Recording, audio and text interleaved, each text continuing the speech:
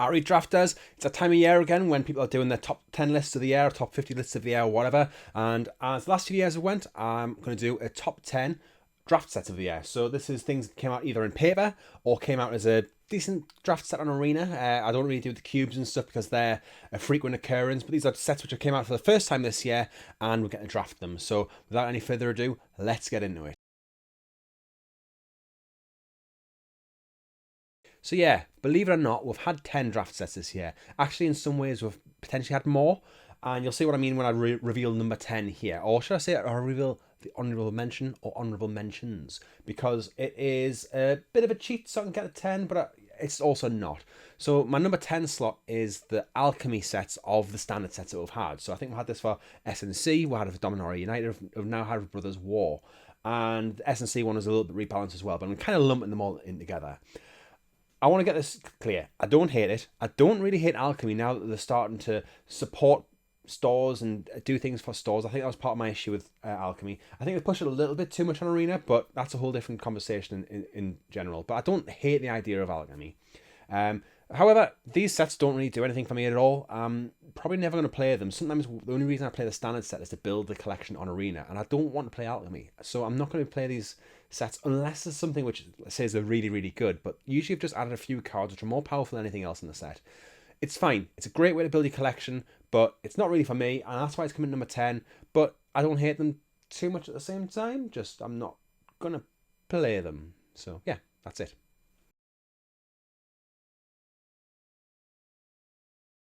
Number 9 comes in a similar vein, and this is Alchemy Horizons Baldur's Gate. So we had the Commander Legends Baldur's Gate, which was a paper release, and they brought to Arena with some things which retweet that weren't for multiplayer, so those multiplayer mechanics in Baldur's Gate. Paper release, the Alchemy one, things have been tweaked. As I've already said, I don't hate the idea of Alchemy. It's just one of those things which exists, which I'm not really for me, and that's fine. But I think they did take it a little bit too far here. Specialized was pretty bad. The best thing this had going for it, though, was that it was respite from Streets of New Capenna. So Streets of New Capenna was out for ages, and this was brought out. In fact, this had its own. This had its own Mastery Pass inclusion as well. So this was as a 5th Mastery Pass for the year. So I don't know. It was fine. It was okay to bring it to Arena. I didn't like that it was the Mastery Pass. It gave me an excuse to have a break over the summer, to be honest, because I didn't want to draft this set massively. I played the preview event. It was fine. I enjoyed it. It was all fine. But again, I didn't want to. I don't need to build my collection with Alchemy cards, and I just took the opportunity to have a rest from Arena, and I was happy with that. I didn't hate it. I came back every now and again. Came back for a month, played a game, and to get my rewards. But you know. It was actually probably net positive for me overall that this came out, and I wasn't trying to grind this S&C over and over again because I fell out of love with that format. Talking about Streets of New Capenna, well, I think this is generally agreed by everybody that it's the worst standard set of all yet, for limited at least. Cool idea. I like the idea. 1920s, 1930s kind of gangster stuff. Maybe should have went for the whole 1920s aesthetic rather than just looking at the gangsters. So you have your private detectives and stuff like that as well. But it was all right flavor wise. It's just that the draft archetypes were really unbalanced, and obviously Brokers was broken. I think it's one of these sets which really suffered from being in queues on Arena. I do want to make a video on this at some point and say why a lot of these sets are better in paper in a pod draft than they are on Arena. It's to do with balancing and to do with how things are drafted and to do with it being in queues and stuff like that. I've got a few reasons for it, which might not be totally obvious, but obviously the Brokers was too good. But if you played in paper, then the Broker stuff was picked early, the decks tend to be weaker, and it was a little bit more balanced, but it was still really strong. Although I will say that the Riveteers took down every single pre-release I went to. I think I went to 3 pre-releases that weekend, and Riveteers topped them all. And I'm not just like top place, like top 3 places. So there was something that was going on there, because in sealed Riveteers wasn't that great. But I mean, it was cool. I like the idea. It was a standard release, which puts some points above the stuff I've already mentioned, but it was bad and it wasn't great, and it showed some of the weaknesses of Arena drafts. It's one of those things. It was fine. They experimented a bit. They tried to do 3 color. It didn't really work. It ended up being 2 color. That was part of the problem. I didn't hate it. I'm going to say there's a lot. I think the bottom half of this list here is going to be things I'll say I don't hate, but it was fine, and I just wasn't really exciting us, but this definitely falls in there.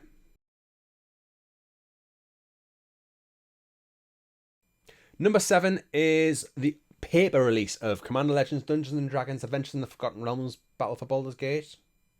Is Commander Legends 2? I don't know. It's got a really long name, and you know what I mean. But it okay, I kind of enjoyed the first Commander Legends. I thought it was cool. I thought it was new. I thought, oh well, they've said why they can't really do Conspiracy 3 because designing new conspiracies is difficult. I get that. That makes sense. We've had Battle Bond. We've had 2 conspiracies. We've had a Battle Bond. Try something else. Maybe go back to one of those things before. Maybe go on to something else afterwards. But I didn't think we need a second Commander Legends so soon after the first. And yes, okay, I know the first Commander Legends was delayed a lot. But from a drafter's point of view, I'm not that interested in Commander. This wasn't interesting to me from a draft perspective, although I know there's a lot of people out there who liked it, and a lot of drafters out there who liked it, but it's just a bit slow, grindy, filled with too many commons because of the way the packs were made up. It didn't really do anything. It had some cool things in there. I liked the background. I think that was interesting. But what I did like overall was just an experimental set. It was the second one we had of this, but it was fairly experimental. It was something a little bit different, and I want to see more of that. So that's why it's getting this high on the list. I think some of my friends would probably put it below Streets of New Capenna or something like that, but it was fine. It was an interesting experiment on how to do these non-traditional draft sets, and I'm always willing to see that, and I think they're always interesting to see.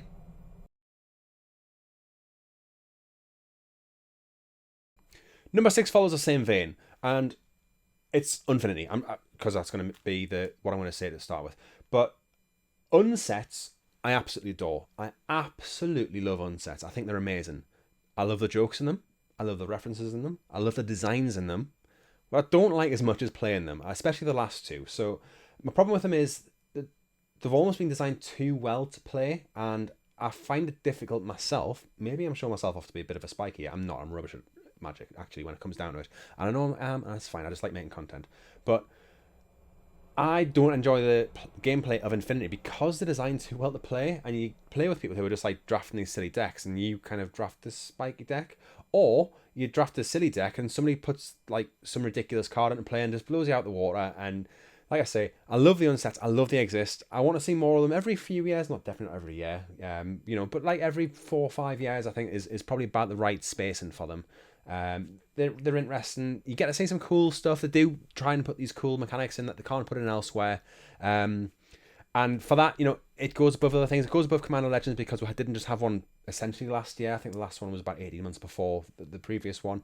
Last time we had a proper unset, not the sealed thing that we had a few years ago, but a proper unset was years ago. And I think it was time for another one, but it's not really for me.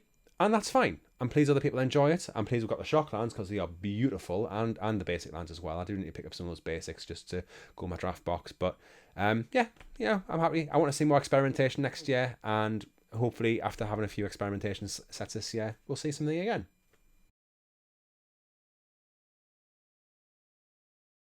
Number 5, we're back in the standard set. In the top 5, we've got 3 standard sets, which I think is pretty good, to be honest. I usually go for these weirder sets because I don't get to draft them as much, and the more you draft a set, the less interested in it you are. We tend to draft these standard sets a lot, but I've got the Brothers War. So the Brothers War, it's fine. It is just fine. It's got aggro's too much. I think again it comes down to that pod drafting versus queue drafting, and especially the ranked queue drafting. That's a big reason for it. If you want us to make a video on why I think pod drafting and queue drafting are so different, especially now, then let us know in the comments down below. It's something I would be interested in doing if people want to see it. But there's reasons why, and I've mentioned that too much already. But Brothers War, really sweet idea. Battlecruiser Magic, something a bit different. Okay, it might have gotten older eventually by just having these big smashy things, but then we're let down, and it's just this aggro format again. In paper, in pod drafts, you get to the aggro gets cut a little bit more. It's still very good, but it gets cut. But we're given all these cool retro artifacts, although I am getting bored of the retro frame, to be honest. I like it, but it was really cool in TSR. It's less cool now because it's just been done to death now.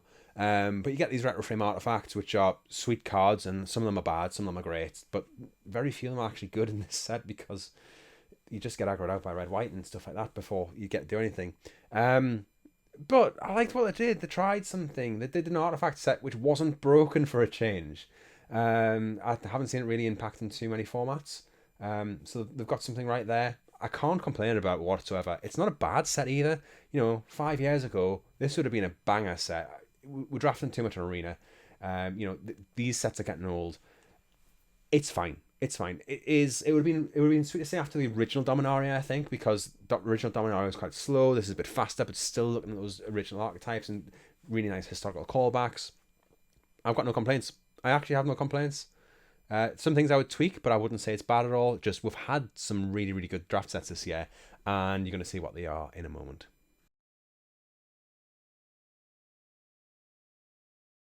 I say we've had some really, really good draft sets, and I think this one does deserve this number 4 slot on the list, but I know it's going to get some kickback, and I get why. Let us know in the comments down below. Get that engagement going, but double feature is my number 4 on the list. So double feature, I know there's plenty of things wrong with it.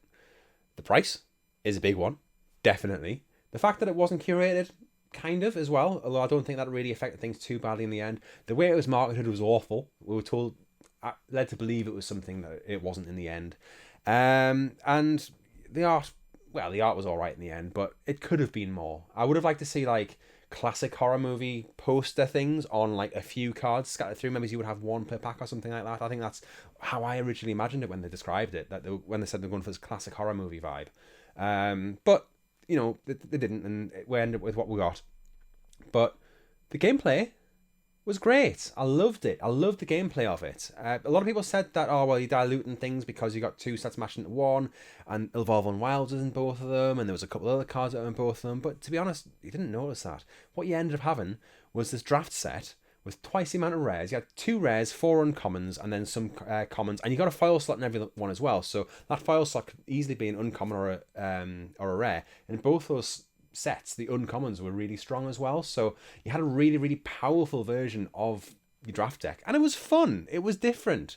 Like I say, there was problems with the set, but the gameplay wasn't one of them, and that's something that I know the professor said it was bad, but I don't think he ever played it. And if you never played this and you said the gameplay was bad, then you've got no leg to stand on.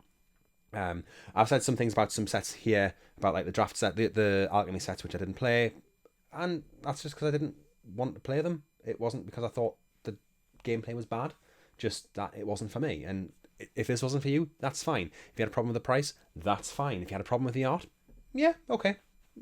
A little bit less fine than the rest, but still fine. The gameplay was great.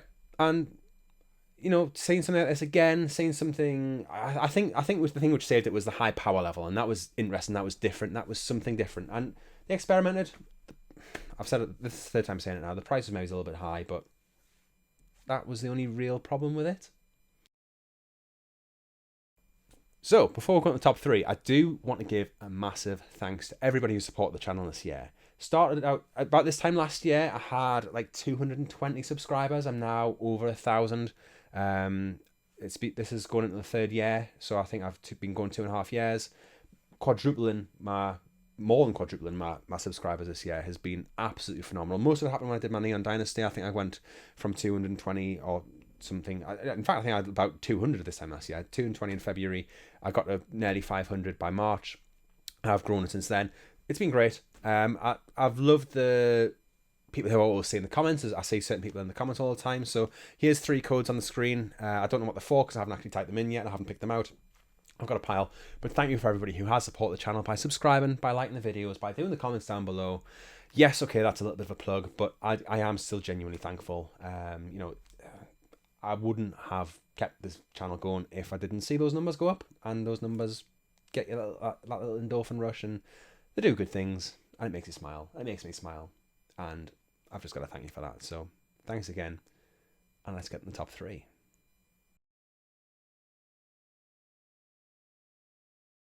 So number 3, we have 2 standard sets in the top 3, and we're having 1 non-standard set in the top 3. And if anybody's watched the channel, watched these in the past, they know that I've got a sweet spot for certain types of draft sets. But having 2 standard sets in the top 3 is great, and I think some people would put these top 3. I think most people would have these 3 as their top 3 when looking at all the sets released this year, because they are noticeably above the rest. And probably a lot of people had double feature way below mine. But number 3. Kamigawa Neon Dynasty. This is the second best standard draft set of the year. Some people might say it's the best. I think from a drafter's perspective, it wasn't as good as the other one, but from a flavor perspective, oh, it was fantastic. You know, seeing Kamigawa in the future, doing the artifacts with the new stuff, the enchantment creatures with the old stuff, the balance was spot on, which is something which they've seemed to struggle with a bit more recently. That might just be because we're drafting on Arena. But balance has seemed to be something which they struggle with a little bit, which isn't necessarily a bad thing. But when it happens set after set after set, it does get a bit old. You know, you had those enchantment things that you go on. You had the things that care about artifacts and enchantments. You had aggro. You had some ninjas in there as well. The ninjas are great. Some really good references. You are already dead. It was sweet, and the gameplay was great. And I think part of the problem was we didn't have it very long to draft with. I think it was only on Arena for like 2 months, 2.5 months. And I know Wizards keep going on about how they had to delay things from earlier in the year, and that's why October was so stuffed. But we're supposed to get Infinity in the middle of this, and I don't think I would have wanted Infinity in the middle of Neon Dynasty. I'm pleased we didn't get it. I'm pleased it was later on in the year. I think it was actually probably a better space for it, because I didn't want anything to come in the way of Kamigawa. It was great, and yeah, I just wish we could have drafted it more. I wish we could have had it more on Arena, more on Premier Draft queues. I wish I could have drafted it in paper more, because it was a really, really good set. And I think my highlight was getting 2 of the Kami War in a single draft with Jin Kataxius as well. Going 3-0 with that pile of mythics was phenomenal. And yeah, just knowing that happened, having that was in paper as well, and having conversations around it, yeah, really, really can't complain about that. It was a good one, and I'm gonna probably come back to Kamigawa again in future, because I should get a few boxes of that one. You can see some collection for drafting behind us, but yeah, I really want to draft that one again, and I do need to get a couple of boxes of it. Okay, then number 2, is it going to be a standard set, or is it going to be a non-standard set? Well, unfortunately, we didn't get a standard set at the top this year. It's Dominar United.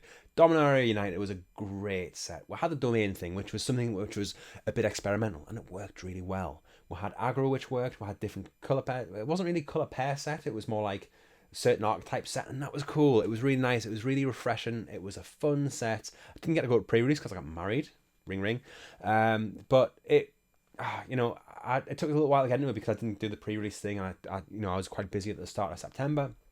But it was so fun. Another one of these sets where we didn't really get enough time to play with it because we went into the Brothers War quite quickly afterwards.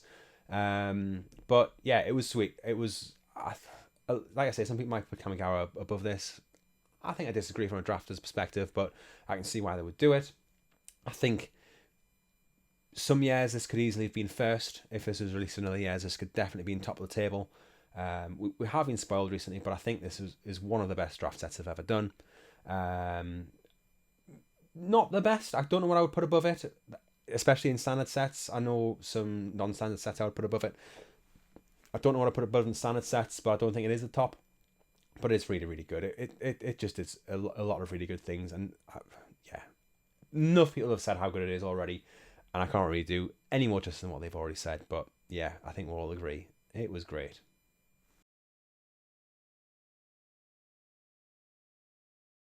So, my number 1 draft set of the year, and if you've watched this far, well, you've seen what I haven't mentioned already, and you can probably guess what it is. And if you open the video at the start of the video and you've seen these in the past, you probably have an idea, because I am a real sucker for a premium draft set, because they are all bangers. And Double Masters 2022 was the most expensive draft we've ever had. That's if you're not drafting collector boosters. But it is the most expensive draft set we've ever had. But it was still amazing. I had a lot of fun with this set. I think it was great to paper. It was great to see people opening the stuff that they were opening. That is always a bit of excitement, which I love around the draft table. I've opened this. I've just had an MH2 draft for the first time where somebody's opened Ragavan earlier this week, and it was great. But you know, you had the nice alternate frames, and then on top of that, the gameplay was great. It was based around all 10 3-color groups. I want to say 3-color pairs. It's obviously not 3-color pairs, but these 3-color groupings, the shards and the wedges, which we've never seen before. It worked you'd still draft some 2-color decks. Splasher was abundant. There was some really powerful rares. It was a really powerful format. The red-white kept things in place. It was a fun police. I drafted a lot of red-white in it. I drafted a lot of it on MTGO as well, which is usually reserved for Vintage Cube.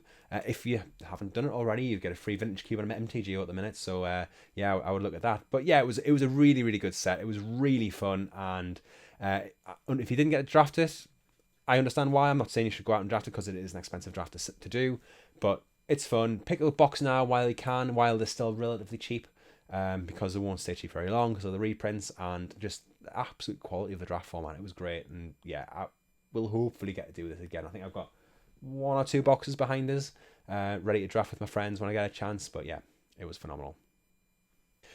And that's it. We're done for another year. I have had a good time drafting this year. I've had a good time on the channel. Thank you again to everybody. I think it's been a good one for drafts this year. There's been a couple of stinkers. Well, not stinkers, but just ones that didn't quite hit. And that's fine because they're experimenting and they're trying to introduce new things, not just going, oh, here's your standard draft set. You've got a big green thing which gains you some life. This is aggressive red 1-drop. There's some random black removal spells and things in there, and just doing that normal thing. And they could do that, and they could do some good draft sets for a couple of years, but without experimentation, they're not really going to keep us interested for a long time. And thank you, Wizards of the Coast, for bringing some great draft sets and for experimenting and showing us different things.